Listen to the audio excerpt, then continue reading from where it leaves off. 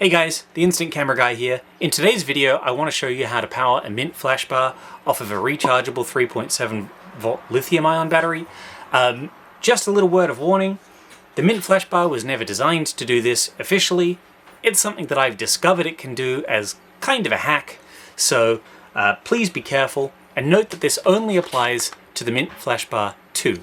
I have not tested it on earlier Mint Flashbars, so consider this your first and only warning. But I have tested it pretty darn well using the Mint Flashbar 2, and so I have a high degree of confidence that what you're about to see in this video does work safely, and should be a good option for those wanting a rechargeable solution for their Mint Flash. However, please take my advice with a grain of salt when it comes to dealing with rechargeable lithium-ion batteries. Make sure that you're doing so only in a safe capacity, and make sure that you know exactly what you're getting into. Hello everyone, the Instant Camera Guy here. For those that are regular viewers of the channel, you may recognize my polar volt battery solution. A small, powerful, and compact solution that makes use of two AAA-sized 10440 3.7 volt lithium-ion cells. Those cells basically output around 7.4 volts, which is converted down to 6 volts through use of a little DC to DC converter, which is turned on when the camera is erected and turned off when the camera is collapsed. The reason that I chose 10440 lithium-ion cells was because they're a standard shape and size, meaning that I can use standard off-the-shelf 2 AAA battery holders to do the job. A normal AAA battery is 1.5 volts, and you can get them in rechargeable versions too. I have some Kratex brand 1.5 volt batteries here, but if I was to get the appropriate 6 volts to run the camera, I would need 4 of them, and well, that would just need a bigger battery holder. So I opted to go for the 3.7 lithium-ion route, and that was something I then extended into the design of the SX-70R dongle. So this camera of mine is fitted with the new SX-70R PCB, and in all of the modern dongle designs, the dongle allows you to change shutter speed. All modern dongles now have a AAA battery holder, and although the dongle is currently undergoing yet another revision, it will keep the same battery holder style, so that both the polar volt and the dongle use the same type of battery. And that's convenient because it means, well, there's only one type of battery and one type of charger to buy. So what if I told you there was also a way that you could run your Mint Flashbar off of the same 10440 cell lithium-ion battery? Well, there's a way. And what you need is, of course, the battery in question, a 10440 lithium-ion cell.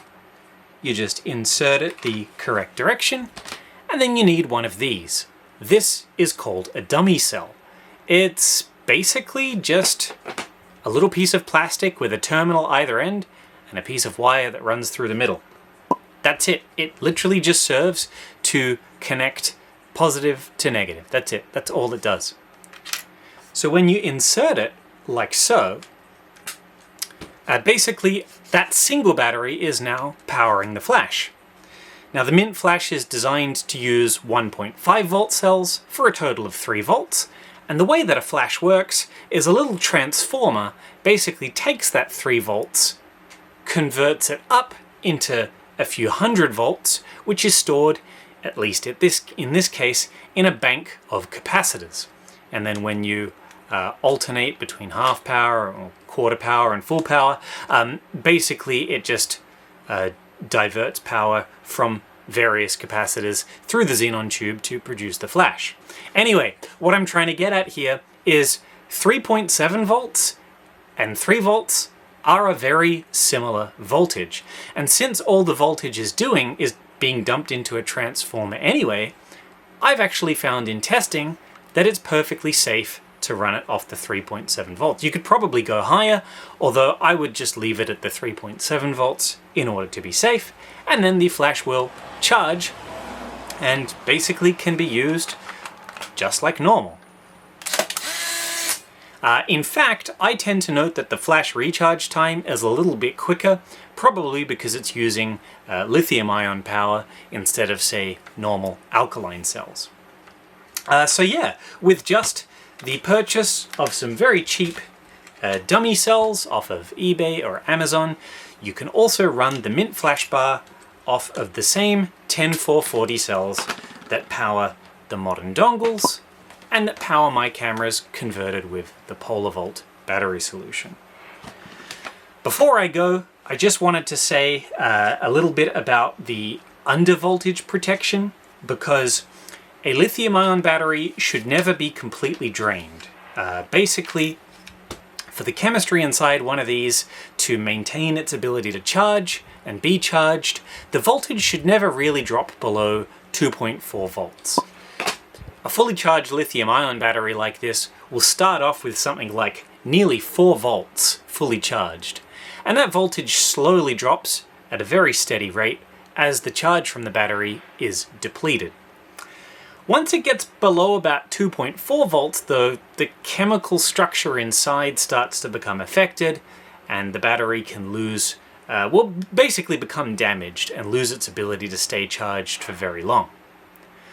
Fortunately, it appears that the Mint Flashbar has a cutoff protection. Basically, once the batteries in a Mint Flashbar start to go below 2.5 volts, it appears that the charging circuitry just completely switches off, and the charge will the flash will refuse to charge. Basically, what will happen is a little blue light will start blinking, and that's it. So it does appear that this is a completely safe method in order to power your Mint Flash. I've been doing it for months now, so I'm pretty confident that it's relatively safe, but it was not designed to do this. It may in fact void the warranty on your Mint Flash, so this is really just for educational purposes only. If you're willing to give it a gamble, or it's out of warranty anyway and you want to give this a shot, please feel free to try it out. But yeah, I just wanted to bring this to everyone's attention because I think it's a really neat and novel thing. Anyway, that does me for this video. I will see you next time.